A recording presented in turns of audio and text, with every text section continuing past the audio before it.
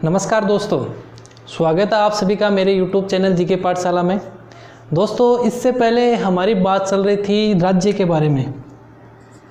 तो राज्य के बारे में हमने देखा था सबसे पहले राज्य की अवधारणा, राज्य का विकास किस प्रकार से हुआ, फिर राज्य की प्रकृति, राज्य का स्वरूप और जो कार्य हैं उसके बारे में हमने पुराने वीडियोज में देखा था। अब इससे जो नेक्स्ट की जो बात करें तो उसमें आता है राज्य की उत्पत्ति के सिद्धांत।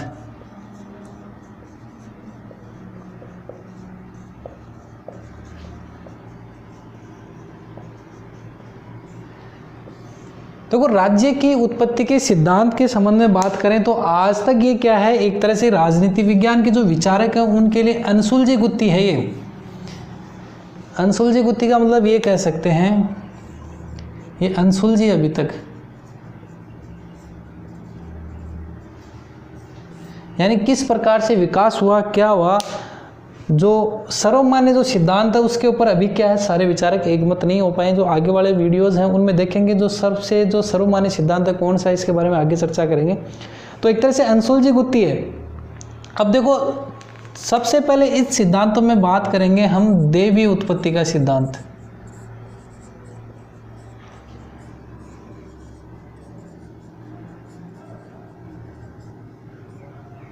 तो दैवीय उत्पत्ति के सिद्धांत को नाम से ही पता चल रहा है, दैवीय उत्पत्ति मतलब देवताओं के द्वारा जिस राज्य की या राजा की उत्पत्ति की गई है वो है देवता,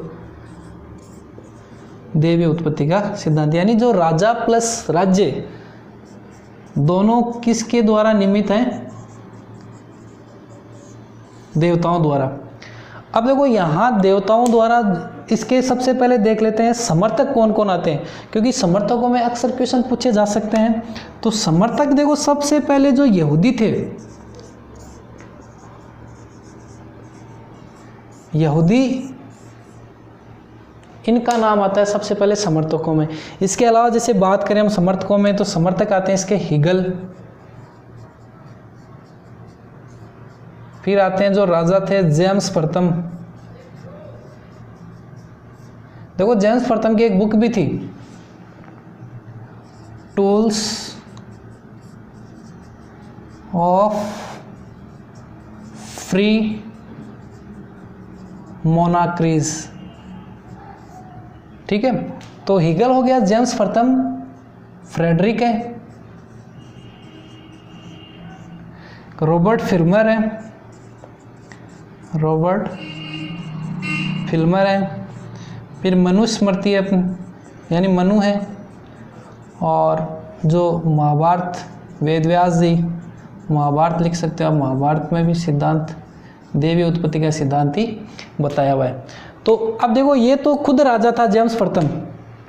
तो जेम्स प्रथम तो ये कहता है कि इसकी बुक है टूल्स ऑफ फ्री मोनार्कीज में, कि राजा तो क्या है, ईश्वर की उत्पत्ति है, यानी ना तो आप इसकी आज्ञाओं का उल्लंघन कर सकते हो, ठीक है। तो यहां देखो, अब दैवीय उत्पत्ति का सिद्धांत क्या कहता है। दैवीय उत्पत्ति का सिद्धांत ये कहता है कि जो राजा प्लस राज्य, यानी राजा किसके द्वारा निर्मित है, ईश्वर द्वारा निर्मित है, और ये उत्तरदायी भी किसके प्रति है, ईश्वर के प्रति है। उत्तरदायी ये प्रजा के प्रति नहीं है, प्रजा के प्रति जो राजा है वो उत्तरदायी नहीं है, वो किसके प्रति उत्तरदायी है, ईश्वर के प्रति उत्तरदायी है। देखो, हिगल महोदय की परिभाषा भी आती है। जो हिगल महोदय हैं वो ये कहते हैं कि राजा है वो तो क्या है, पृथ्वी पर ईश्वर का अवतरण है। राजा पृथ्वी पर क्या है, ईश्वर का अवतरण है। वो तो क्या है, प्रजा के प्रति उत्तरदायी नहीं है, किसके प्रति उत्तरदायी है, ईश्वर के प्रति उत्तरदायी है। ये परिभाषा भी ध्यान में रखना, थोड़ी इंपॉर्टेंट परिभाषा है कि राजा क्या है, राजा पृथ्वी के ऊपर जो ईश्वर का अवतरण है, यानी ईश्वर से अनुमति लेकर एक तरह से क्या हुआ है, प्रकट हुआ है, और ये प्रजा के प्रति उत्तरदायी नहीं है।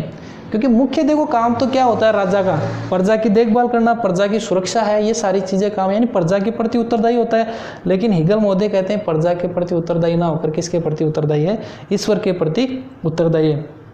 जेम्स प्रथम की भी परिभाषा देख लेते हैं। देखो जेम्स प्रथम ये कहता है कि राजा है, राजा तो क्या है, धरती पर देवता है।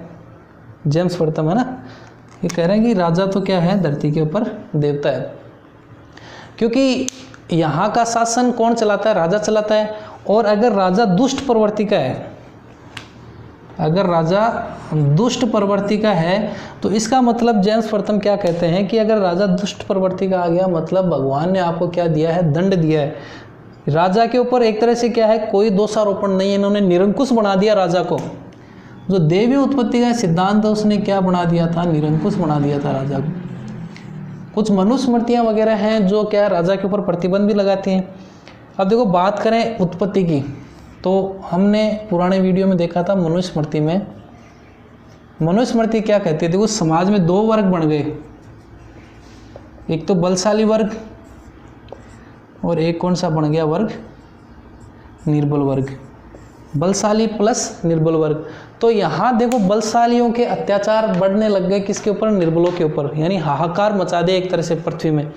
तो निर्बल क्या है, पृथ्वी के ऊपर इधर उधर तितर बितर होने लग गए, भागने लग गए एक तरह से। तो भगवान ने ये देखा कि मेरी जो बनाई हुई सृष्टि है उसके ऊपर ये क्या कर रहे हैं, जो बलशाली वर्ग है इंटरफेयर कर रहा है। क्योंकि महाभारत जो है उसमें भी कहा गया है ना, श्री कृष्ण जी भगवान कहते हैं कि जब जब पृथ्वी के ऊपर पाप बढ़ेगा तब तब मैं क्या लूँगा, धरती के ऊपर अवतार लूँगा। यानी धर्म की जब जब हानि होगी पृथ्वी पर तब तब मैं क्या है, पृथ्वी के ऊपर अवतार लूँगा। तो सेम चीज़ यहाँ हुई। तो इनसे निर्बलों को बचाने के लिए किसकी उत्पत्ति करी, मनुस्मृति क्या कहती है, ईश्वर ने राजा की उत्पत्ति करी। अब देखो राजा के 9 दिव्य तत्व बता दिए उस समय। ये राजा क्या है, इन 9 दिव्य तत्वों से मिलकर क्या है, बना हुआ है। तो दिव्य तत्वों के बारे में हम पुराने वीडियो में पढ़ चुके हैं। तो यहाँ देखो क्या कहता है, मनुस्मृति क्या कहती है, इन दोनों वर्गों की वजह से क्या है, राजा की उत्पत्ति हो गई और राजा के माध्यम से क्या है, राज्य चलाया गया। अब कुल मिलाकर देखो देवी उत्पत्ति का सिद्धांत देखो क्या कहता है। यहाँ सबसे पहली बात तो उसने राजा को क्या बना दिया, निरंकुश बना दिया। यानी निरंकुश बनाने का मतलब है उन्होंने ये कहा कि अगर राज सिंहासन के ऊपर बच्चा भी बैठा है तो आप उसके आदेश और उसके अवहेलना नहीं कर सकते। यानी राजा ने जो आदेश दे दिया ना वो सर्वोपरि है, ना आप इसके खिलाफ बगावत कर सकते। क्योंकि ये कहता है कि राज्य तो क्या है, ईश्वर का प्रतिनिधि है, राजा ईश्वर का प्रतिनिधि, इसके ऊपर आप कोई ना तो एक तरह से विरोध कर सकते, कुछ भी नहीं कर सकते इसका। तो ये सारी चीज़ें हैं इसके अंदर। तो फिर आगे चीज़ आज देखो बच्चा आ गया तो मतलब ये वंशानुगत भी हो गई। तीसरी चीज़ देखो, एक चीज़ हो गई इसमें वंशानुगत, भाई राजा का बेटा ही फिर राजा बनता रहेगा और फिर क्या ये परंपराएं चलती रहेगी, वंशानुगत हो गई। और एक तरह से क्या हो गया, प्रजा के लिए भी क्या नुकसानदायक हो गया। तो धीरे धीरे क्या हो गया, इस सिद्धांत का पतन होने लग गया। अब पतन होने में भी देखो कई सारी चीज़ें आती हैं। सिद्धांत इस कौन सा देवी सिद्धांत का पतन देखो किस कारण से हुआ। पतन होने के पीछे सबसे मुख्य कारण है देखो उस समय राजा प्लस चर्च, इन दोनों के बीच क्या सर्वमान्य या शक्तिमान बनने की होड़ चली हुई थी। और जो राजा है उसने इस अंधविश्वास का सहारा लेकर, जैसे देवी उत्पत्ति सिद्धांत का सहारा लेकर लोगों को अंधविश्वास में लेकर क्या है, सर्वे सर्वा बन गया। यानी चर्च का बोलबाला उसने क्या कर दिया था, खत्म कर दिया था। लेकिन ये क्या कर लड़ाई चलती रही, जिसकी वजह से क्या है, इस देवी उत्पत्ति सिद्धांत का क्या हो गया, पतन हो गया। दूसरी चीज आती है यहाँ सामाजिक समझौता।